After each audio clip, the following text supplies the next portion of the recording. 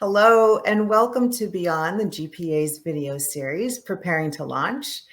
I'm Anna Maria Wenner, And my name is Maura Mulligan.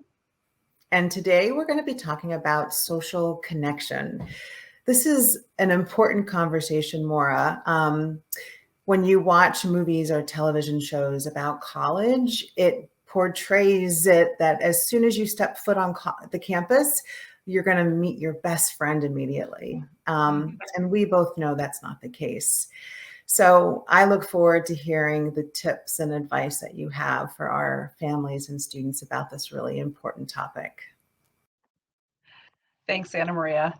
And it is, I think, you said it really well right there, right? The societal pressure, the movies, the stories from parents about things they did when they were in college, it can put a lot of pressure on students in terms of this social connection.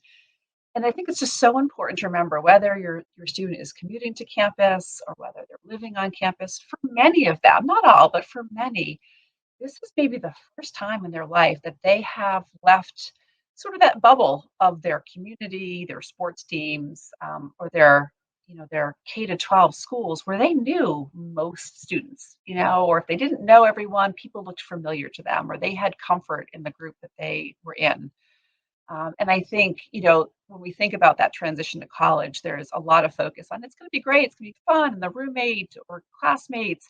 And we often don't spend enough time really processing with students some of that anxiety and stress around making all new friends, new people in class, new people in group work, figuring out who are those people in class that you want to be in a group with, and who are the students that maybe you don't want to be in a group with in class for various reasons in terms of their kind of work level.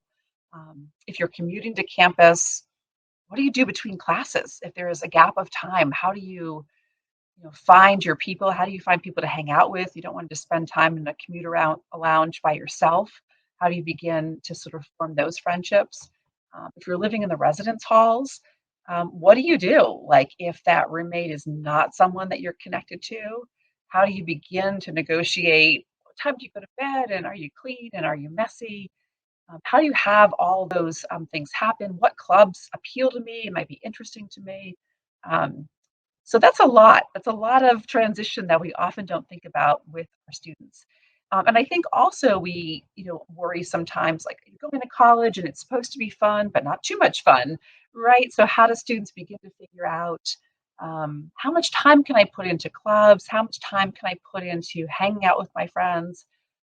Versus "Oh, that's too much time socializing, and now I'm getting into trouble academically or losing sight of the purpose of college on some level academically. So there's a lot to navigate.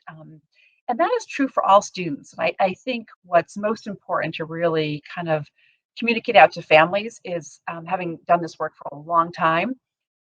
I'm always surprised, and families are always surprised that sometimes that student that's coming who really struggled in high school and parents are really anxious about that transition, those students kind of hit the ground and they find some good connections that they maybe didn't have in high school, and there's very little transition issues. And then there's sometimes these families who we're talking to later in the semester who said, I never expected there to be an issue.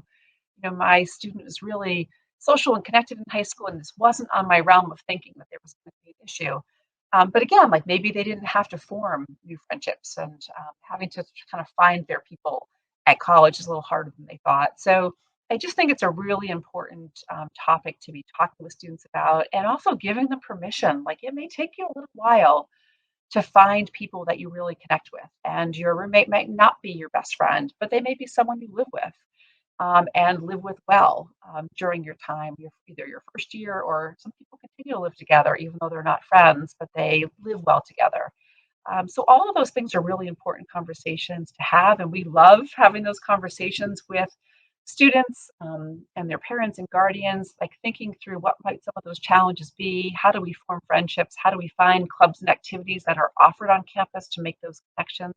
There's a lot of groundwork that can be done before you get to the campus so that you're feeling maybe a little bit more secure about where you might go to begin to make those social connections. So if any of that's hitting home for you and you want to explore that conversation more and talk with us more about that, We'd love to talk with you about that. Please reach out to us. And thanks for joining today.